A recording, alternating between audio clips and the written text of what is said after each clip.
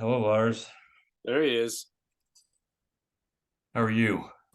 I'm doing pretty good, man. How are you? How's Good. everything going? Oh, it's just that time of year, it's a lot happening at one time, and never quite feel like you're caught up. But looks like we're coming into a quiet week, so hopefully some more time to reconnect and take a break. But I don't know. I thought like you're pretty busy too. I got your family's Christmas card. It says you're putting 55 hours a week there at Flood Forward, which is more than I thought. Yeah, it's definitely a lot, but I still feel like I have enough free time. In fact, on my day off, sometimes it's like, yeah, what am I even doing? Now that the cars are away and I can't really do much outside, it's really not too bad. It occupies my time, but it is what it is. It's a little sick this week, but Yeah, getting over that. It's better now than for Christmas. You know what I mean? right. Well, let's get right into it. I saw I'm just literally just now looking at what you sent just so I have that full element of surprise, but Yeah. I love it. I love Oh, it. Jack. It's gonna be a good one today.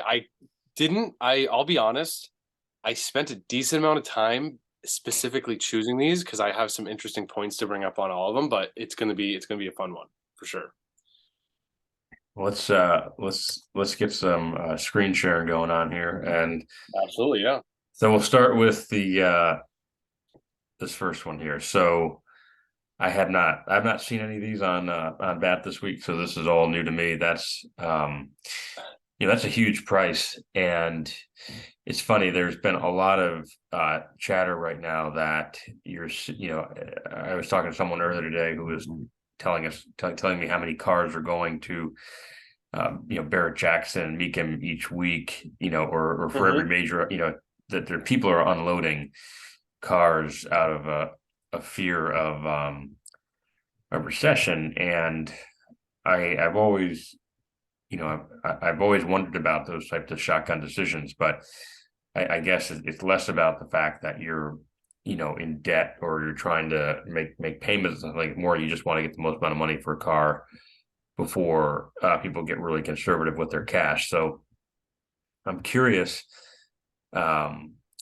what people are saying about this price for a 2002 Nissan Skyline, which sold for just shy of $200,000. Which, I mean, you and I sitting here, it's kind of amazing to think about us buying a hobby car for close to 200K, right? Absolutely, yes.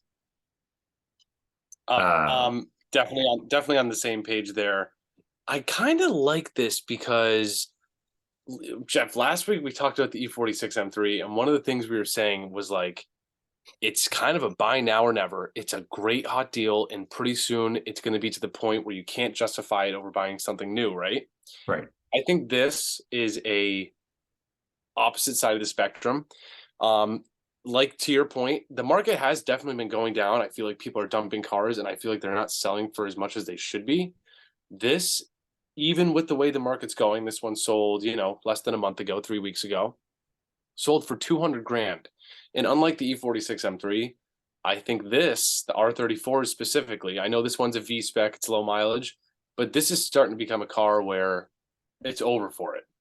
You're not going to buy one of these to, something, oh, it was my childhood dream. Unless you're a collector or you're seriously buying it for an investment, I think it's starting to be over for these. What do you think? Yeah, I guess I've always found it's just just sort of I'm still stunned by this money, but I've Yeah. always Yep. I've always found that the Japanese sports cars to be a little bit curious because as much as they are overbuilt, their performance numbers out of the box are incredible. I I just don't think they have quite the same level of there's not the same level of emotion in the equation for people. When you spend this sort of money on a like a I think like an E9, it's a 70s era BMW, Yep. 2800 or 3.0 CS. That's a that there's a lot of I think it's more of a passion purchase. I know that there are collectors out there who love these cars. I went to high school with a guy who's, his entire garage is NSXs and Skylines and things like that. But um, it just feels like I don't think it's going to have the staying power of cars like, if you found a low mileage E46 M3 with the competition package and, Yep. I just feel like that car in 20 years is going to be more sought after than this one because, again, I just think the pool of buyers who are going to compete for that car is larger. Whereas for me, the Japanese performance cars still strike me as very niche heavy, right? It's a very specific pool of buyers who are of a certain age and a certain background to want to spend this kind of money on this car. Yeah, no, I agree with you there. And I do think in the future this is slightly going to change. I mean, it can't go too much lower because at one point, everyone who owns one of these is going to be someone who paid six figures for it. So it's going to be Right. interesting to see what happens. But a lot of it, like you're saying, it's kind of a emotion purchase. It obviously has a lot to do with pop culture and Fast and Furious and all the Right. movies. In 2002, the E46 M3 was out as well. I think that came out in 2000, 2001. They came out for around the same price. In the day, it was like 45, 50 grand. I think this was a little bit more. In today's money, 70, 80,000. But now, E46 M3, pick a nice one up for 30 grand. This is Yeah. actually a cheap one. There's a midnight purple one. Just type in, anyone watching, type it in R34 on Bring a Trailer. You see them up there for 400,000. Really. Yes. There's the midnight purple one on here. I think it's like 405K. It's sold. Okay. Mind you, I gotta see. I gotta see this because, again, I've been, as much as yes, check it out. I was in the movie theater the night Fast and the Furious came out. It was a significant movie to me, and that, yeah, look at this, 310. Okay, so I was off by 100, but That's still okay, but still 310. 315. Yeah, That's I that's did not crazy. know, and I wonder though. I mean, think about it though. So these are basically, I mean, these are very similar cars, right? The one that sold in December is a V Spec 2. So the one that sold in last August and June for last July and June for this kind of money, these were slightly older. I mean, that's a hell of a drop, right? To go from Yeah. 315 down to 200K inside just over a year. Yeah, it's true. I will say I think the purple demands a little bit more, but look at that 2000 midnight purple one. Say it didn't even get up to reserve. So I agree with you there. Yes. And so it's interesting that this one went that much higher. I'm guessing the 2002, The late model. later model probably, I'm sure had some improvements over the earlier models, but I still look at that swing in, that but it's amazing though. Like, I mean, look at this history. Like in 2017, this guy couldn't get 42 grand. And again, it's not a V spec, which I know is sort of the top tier performance model and Nissan speak. Um, and then in 21, when people were spending money like crazy, you see this absolutely insane number. So I can see maybe 200,000, to your point, is actually a pretty solid deal for one of these. It's just, yeah. I mean, there's really so many ways to perceive it, and obviously it's kind of subjective. But I just thought it was a cool comparison with the E46 M3 we talked about last Yeah. week, and how that's such a hot buy. They came out for similar MSRPs. Just cool to see how, you know, Yeah. And it's interesting because it sort of pokes a hole in my personal objection a little bit to the Japanese performance cars, because clearly, to your point, the E46 M3 is a car you can still buy all day long for 35,000, whereas you're not going to touch one of these for anything less than this, apparently. Um, and Yeah, I'm curious. I don't know if in 30 years do we look at these Skylines as like the equivalent of an original Toyota 2000 GT that today that's an automatic museum car, right? You don't even drive it anywhere. I'm not sure. Um, but it will be interesting as things change over the next 6 to 12 months, whether or not, you know, do E46 M3s get even cheaper? Do these cars, do the Skylines and other exotic Japanese exotica, do they just sort of settle in at 200K, kind of like how when E30 M3 blew up and people were paying 100 grand for one of those, that settled back down, and now it's sort of a consistently $50,000 to $60,000 car on any given day of the week. What is 200,000 the base, the basic cost of entry to a Skyline. So you had the heyday of a year ago selling for over 300. Now 200K buys you the best one you can get your hands on. So it's always interesting to see what the new normal ends up being with cars like this. I agree. Yeah. And we'll go on to the next one, but just Yeah. last comment here, I will say on this. Okay, obviously a little bit overhyped. The price is getting crazy, but you got to give it the credit. Even in term, and I'm a diehard BMW guy. It's a better car than the M3. I mean, the all-wheel Oh drive yeah. system that these things had installed in the late '90s, absolutely crazy. Just so sophisticated, so ahead of its time. It had all the technology, all the readings on the dashboard, engine and transmission from the factory capable of 1,000 foot-pounds of torque. Just a really, really mechanically sound vehicle. So I'll give a little bit of the credit there too, because you got to, I mean, that screen on there has all temperature readings and sensors and onboard diagnostics. It's really, 8,000 or 8,000 RPM. These things can rev up to with a little bit of tuning. Right. Seriously impressive vehicle. That's true. Yeah. And that is something, we don't consider that when this car was, a lot of the features you're talking about have become more commonplace over the last few years, but the Skyline was offering this in the early 2000s, which it's hard to realize that was 20 years ago right now. Crazy. Yeah. And this thing was even today, this would be a crazy car to drive. Oh yeah. Oh yeah. Yeah, that's my final thoughts on that, though. No, and I like, hopefully we do more of these because, it's, there are a lot of people out there who are very passionate about the Japanese supercars. So as much as we can be in our own little world, it's an important reminder that these cars do drive by people in this hobby to spend real money on a car like this. So moving on to this is one of my favorite cars right now, and I was very excited to see that you put this on here.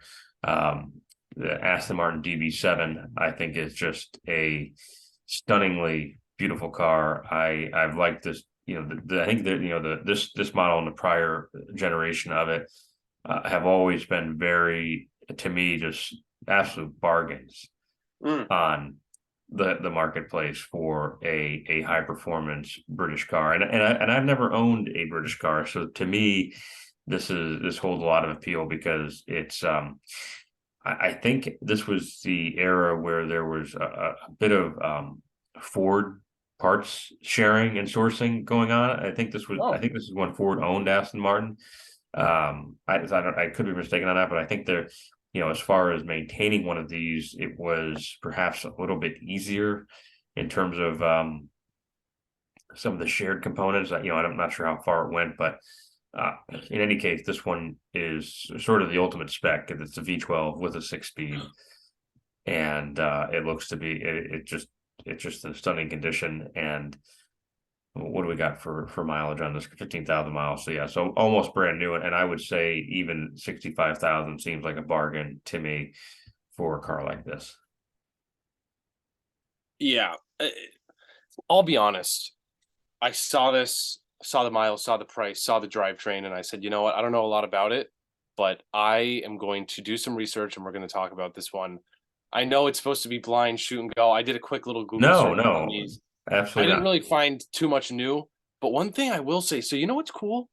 This car, they made 7,000 of them from 2002 to 2003. It's a 2 model year. Rarer than any M3 ever made, even the E30 M3. Rarer than the R34 GTRs we were just looking at. Rarer than an Audi Quattro by 4,000 units. There's not many of these. Right. If you scroll down to that interior picture, right? Two things. One, spec matches the outside. Centennial blue. What a name. With the Right. tan leather. Right. If you go down just a little bit more, there's one of look at that. Okay. It's the end of the era with the on the interior photo. There's no screens. Oh, It's right. just look at the steering wheel, no buttons. You got your directionals, cruise control, analog clock, power windows. I mean, 2003. That's a classic. Yeah. 190-mile-an-hour car, 400 whatever horsepower in a V12. And the thing about this, last thing I'll say, the miles, right? So we're at 13,000 miles. You know this better than anyone. You got a few cars in the fleet. Realistically, if you're driving 50 miles a week, which you probably won't even do that 52 weeks a year, you're only putting a couple thousand miles a year on the vehicle. So you drive this thing every week on Sunday, you take it for a nice blast for an hour and a half. After 10 years, this thing still only got 30K on it. Right. Right. Come on now. And then it's 2033 and you have this thing with a V12 and a stick and it's got 30K on the clock. Right. And Pretty let's cool buy. oh yeah, and let's think about every Aston Martin from the past 40 years that's equipped with a stick and the biggest motor they offer. I mean, those are instant collectibles. Yes. And even the comments here about this was such a great buy, and I agree. And this buyer actually got it for. So last time it sold was in 2017 for 71,000. So this buyer even got a bit of a discount on it, which Where'd you find that one? well, it's mentioned in the listing that this Oh, I was didn't even see that. Wow, it went down. yeah. So it was sold on bat in October of 2017, and What? it sold for 71,000. And let's see how many miles so it had 14,848 miles. Now it's got 15,000 Nothing. miles. Nothing. So they didn't even add 200 miles to it, and they lost $6,000 on it. Not, I mean, listen, Wow, that's that. You know what? I didn't know that. What do you think about that? I wouldn't. 2017. That was before. That was like, if things started to go like this, that was right before the. yeah. So That's interesting. well, so this model has always, I think, has always been a little bit unloved. And I mean that's too strong of a word. I mean, they don't last long when they do come up for sale. I've noticed. They but I think there was always a veneer over this era of Aston Martin because of the association with Ford. I mean, I think it was the same time Ford had a stake in Jaguar, and they started sharing the Mondeo with our version of the S type was, I think, a rebadged Mondeo. So there was just this image of it being perhaps a little bit less prestigious than what had come before.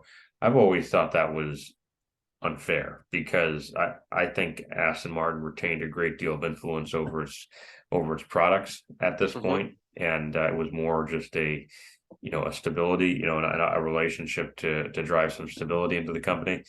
So, and it's funny you mentioned the interior because I mean, first of all, I agree 100% with you that this is a wonderfully simple interior, With the but matching paint, Centennial blue matching. You don't see that anymore.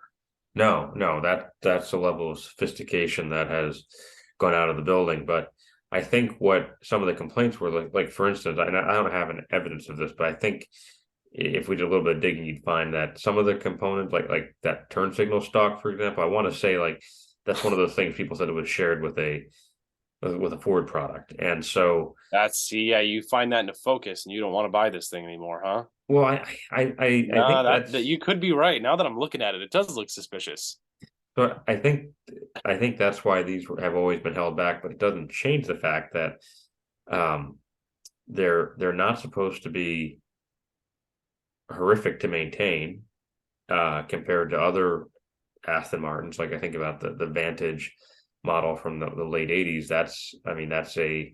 That car is a full-time commitment to it in terms of maintenance, and you really there's little options other than going to a proper British specialist to maintain a car like that. Whereas this one, I think you can still bring it to pretty much any late model exotic dealer, and they'll be able to maintain it. Like I think about here in Rhode Island, we've got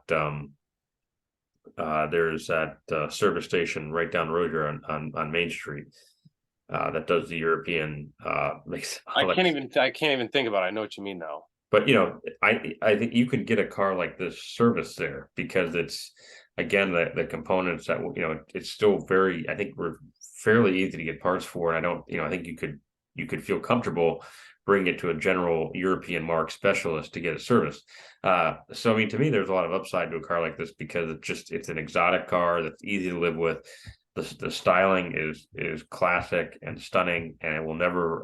To me, it just screams Aston Martin. There's nothing about it that would Totally. I mean, click on that. Yeah. Yep. I mean, look at that thing. it's perfect, absolutely perfect. So V12 coupe. yeah, It's just with a 6-speed, come it's on. Yeah. So Yep. I think this was incredibly well bought. I don't see how this car is not worth double this within 20 years.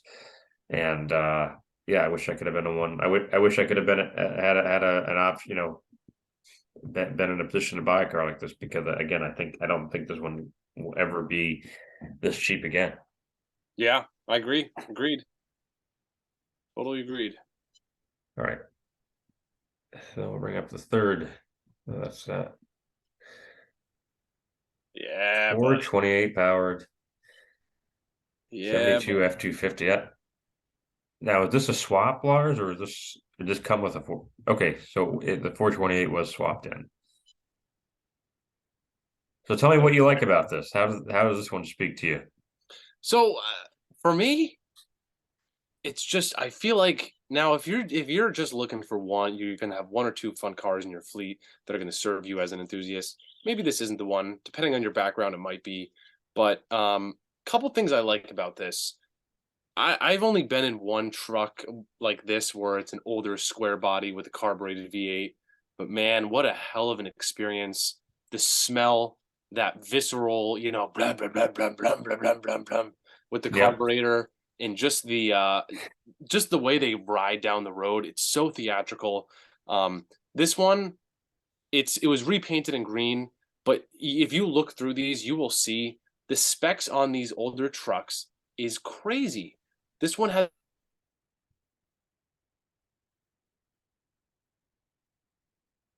Lars, I red. lost. There you go. Sorry, lost you for a second there. You said this one has what? Then when you talk about the specs. Talk about the specs. This one's green on green. It was Yep. repainted. But you see some of the other trucks from this era, similar to this. The specs are just unbelievable. And this one, I think it had some engine work done. They did cab reinforcements, which is kind of like structural components holding up the middle of the truck, the cab, that actual sitting on the chassis. Hmm. This is something you could buy also, mind you, $30,000. It's basically restored. And this is one of the more expensive ones I could find. I think if you were to find one of these for, $20,000, $30,000, it's not something you'd lose money on. And just for cruising around, this is a really cool classic vehicle. And those carbureted V8s hooked up to one of those old, truck 4-speed transmissions. I think this is a pretty good buy. And again, this is more so at the top of the price range that you're going to find for one of these older Super Duty F250 heavy duty trucks. Right. Well, I gotta I'm just dying to hear what the thing sounds like. I know there's a Oh, video of it back in the shop. Let me see.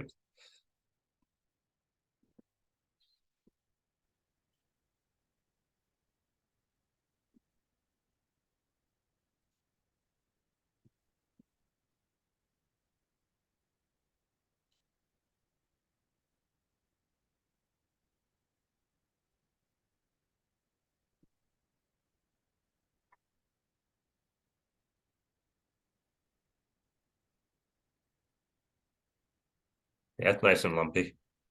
yeah. Yeah, that does it. It does it. And in real life, I'm sure it would be much better. It's kind of hard to tell. And Yeah, it's they have like a cold start.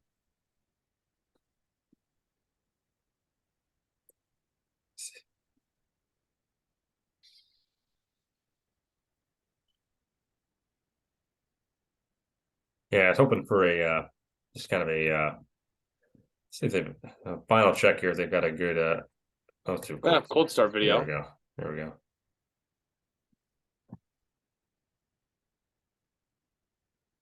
Love that color. It's pretty.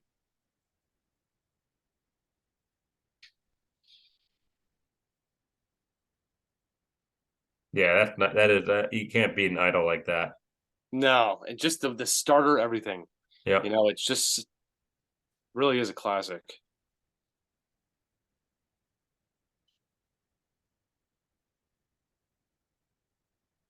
It gives us a good idea. Yeah, idol's nice once it's warmed up a little bit there. Yep. Yeah, so it's interesting. I find the old pickup market kind of funny because as I told you, I'm involved with a property down in Georgia where I help to sell some vehicles out of a few times a year, and there's always the demand for pickup trucks. I mean, I would say better than 60% of the inquiries I get are about what trucks we have on the property, the consistently the easiest and highest dollar sales, which isn't much out of a place like this, but um, they're always trucks. That's what people will spend too much on to bring a project home. So I'm not really surprised by this number, and it's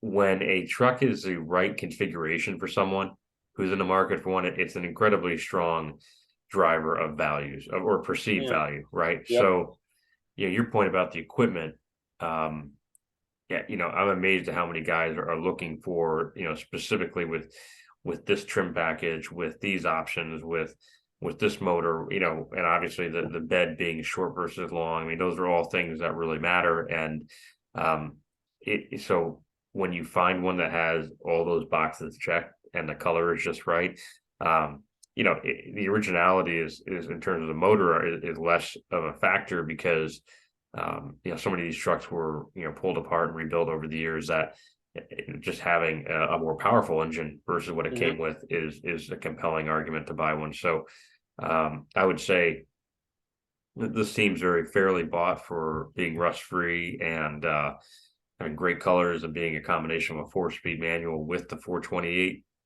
That's pretty ideal. I mean, you really could just live with this as is and not do another thing to it. Yeah, 100%. And what's funny? It actually took me a little bit here to I wanted to find one that was in stick just because that makes it so much cooler. Yeah, There I didn't a lot of them were the 3-speed automatic transmission, which I can only imagine how horrible that is after 50 years. But right. yeah, and kind of to your point, so when I was in school in North Carolina, and more so when I was out west in Idaho getting the BMW, you see these. It is a crazy, like almost deja vu, dreamlike experience. But you'll see these trucks kind of beat up with patina and rust, still being used by some of those wicked old, leaning over the wheel farmers Yeah. today because they didn't rust out over there. There's no salt, there's no snow. Um, but just to kind of see one all done up and still looking very beautiful and presentable like this with a stick with the big motor, I think 30K is great. And to your point, these are very simple engines. They're not necessarily super reliable like a modern V8 would be, maybe, but Hmm. they're very simple and easy to access engines. With this thing being freshly rebuilt in a nice drivetrain, new front axles, I bet you could drive this thing for 50, 60,000 miles with just doing basic maintenance, and it would be an absolute pleasure to own. So I think this is a good buy. Super fun. Probably get a ton of attention, in this thing too. Tons of thumbs up. I like it a lot. I like it a lot for sure. Yeah, I think to your point that there's a simplicity in terms of what you're getting out of this with these trucks where it really is all about the fact that you know almost everyone loves seeing it. Every gas pump you pull into, you're going to have someone wanting to talk to you about it or tell you how great it is or how they had one. And I think for a lot of folks, there's a great value not only in the ease of maintenance and the ease of ownership, but also just the feel good factor you get out of driving it. So 100% agree with you on that. I think you could look at this price and argue that and this is my other thing with trucks is that I think there's always a better deal out there. Good to your point, in those communities that you mentioned, I experienced the same thing up in the upper reaches of Oregon and Washington State, where 100%. Yep. these things are just treated like dailies out there. There's not anything exotic about them and not considered collector's items. So to me, when you spend 30,000 on one of these, it's a convenience buy, right? It's right there in front of you. It's you don't have to go searching for it. But I would think almost anyone knows at this point that if you spend a few months looking and networking, you could find a very similar truck for 20,000 or less from that person who's just using it as a work truck, right? Doesn't have a perception of it being a collector's item. Yeah, no, that's actually, you know what? I didn't think about it like that. You could definitely find one. Um, there might be someone watching who looks at these things all day on Facebook and they're like, this kid's an idiot, 30 grand for this thing. You know what I mean? But I don't know. That's actually a very valid point. So No, yeah, I that's think I very think valid point. spending this kind of money on one of these again, it's because um you don't want to spend that time looking for it. Yeah. Because anyone who's got this kind of scratch to spend on a truck like this probably knows that. Uh, Hmm. but and the other interesting thing too is you mentioned the manual and versus the 3-speed automatic. I've been trying to sell an older one of these for probably over a year now, and the reason a lot of folks pass on it is because it's a 3-speed column shift, and they just don't. That era is Three on the passing, tree. right? Three on the tree, which Oh my God, that's crazy. but they don't want to deal with it. They want a floor shift manual. So in any case, like that's another factor too. It's just Have this you is driven that? I have not driven this specific truck. I've Have you driven driven a it. three on the tree? I had a van with a 4-speed on the tree, and See, I've never even stepped into that realm. That's really cool. it's for any the old timers who grew up with that, it's very simple. But for when I first learned it, it was yeah, it was Is it inconvenient? It feels like it would be to be like this. it's more just you can't do anything quickly, basically, in terms of when you roll to a stop. I mean, I can't recall this van that I had didn't have a synchro mesh in first gear, but it just you were at a full stop before it would let you go back down into first, and you couldn't roll off in second most of the time, so you had to be in first to leave a stop sign or a stoplight. So it was always very much like, okay, this is already a very slow vehicle, and you just killed off any momentum every single time you had to stop. So that's That's crazy. I've never that's really funny. Yeah, you can't just slip it in a second and kind of pop the clutch a little bit. You no, yeah. I mean, maybe you could. I was so scared to death of gotta destroying that transmission because I was never going to find another one. But yeah, so this one again, I don't think I think this was just sort of a run of the mill sale. I don't think it set any records. I don't think it necessarily sets the trend either. I suspect this was just a truck that was what someone wanted in terms of engine and options, and certainly the color is great. Um, and it looks like it looks like it's a fair deal all around for buyer and seller.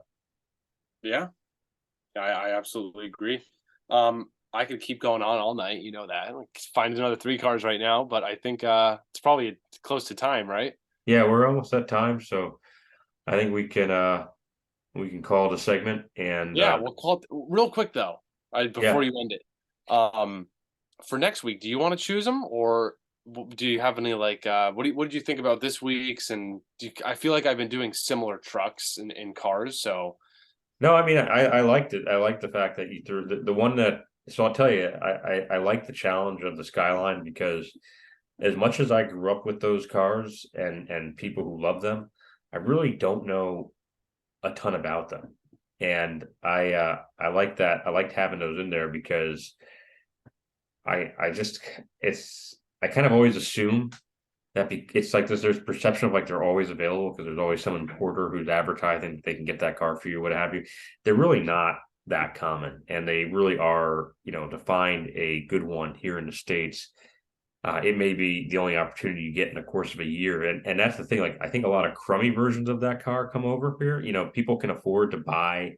You're like middle of the road used car dealer who's trying to use their dealer license to buy a couple of imports every year. They can probably afford to buy a crappy version of a Skyline, but finding one in the spec V with all the right equipment, bone stock, low mileage, that's a car Yes. that probably comes along very, very rarely in Japan, much less here.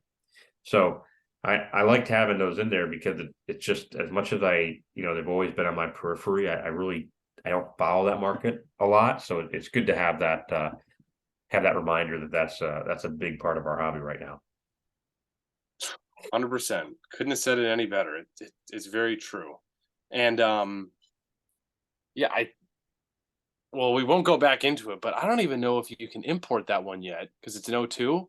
So what's even crazier is Hmm. that one probably came in the early 2000s before they banned it. So I wish I kind of thought about that before I was talking about the price, because maybe that's why they're all, 200-300 grand, because you can't even import an R34 GTR quite yet. It's not 25 years old. So that's probably been here for, 18 years. But anyways, Oh, that's interesting, Lars. I hadn't thought about that. yeah, so all those R34s, the reason they're selling for that is because if you want one now, you have to buy one that's been here for 18 years. Because I think they banned them in like 03, 04. I did. And then, but Wow. anything before that, you were allowed to keep. If it was already there, it was fine. Oh, that's very interesting. So this really may have been your only shot for Yeah, some like you for some see, time. and also, if you go look at the things, there's like 6 listings total ever in the US. That's about, yeah. I was curious when I saw that. I I looked didn't at even the think of that, but I knew it. Yeah, I was That's actually crazy. surprised to um see how few of these have been sold on Bring a Trailer. And I just hadn't occurred to me. And yeah, that even among, like, for instance, when you talk about the JDM market, there's always a Mitsubishi Delica or a Toyota Hiace, or any, or the Honda Key cars. There's always the Honda Beat. There's always, I mean, there's a crap ton of those for sale all the time. But this the GTR that's a different kettle of fish altogether. And Wow, this is a Canadian car. This was sold in Canada anyways, so this I actually wish we knew all that before we. Yeah, we're yeah, dumb. well, I don't think we're Next time. dumb. I think it's just a reminder that this is a complicated world in terms of the JDM cars, and understanding what you can buy, which ones are the best specs, which ones are dogs, and Yep.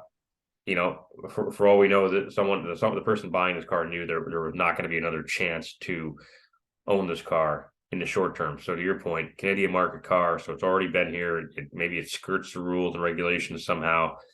I'm honestly not sure. I'll acknowledge that the blind spot for me in terms of knowing a little bit about everything. But again, you look at how few have been sold in general on that, and that tells you something right there, that these are probably far harder cars to get than we tend to perceive. Because it's like every time you watch another version of Fast and the Furious, Brian O'Connell had another Skyline in the garage, and that's probably not quite realistic. All Yeah, right. totally agree. Totally agree there. Again, like I said a few minutes ago, we could we could go on all day about this stuff, but there's always more to learn, always more to find out about these things.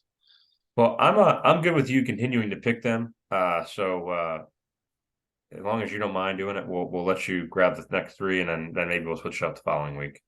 Totally. Yeah, I'll try to do something spicy again next time. It's fun to choose the recent ones just so we can see how the market's changing. But yeah, we'll tune in next Wednesday. All right. Have a Merry Christmas.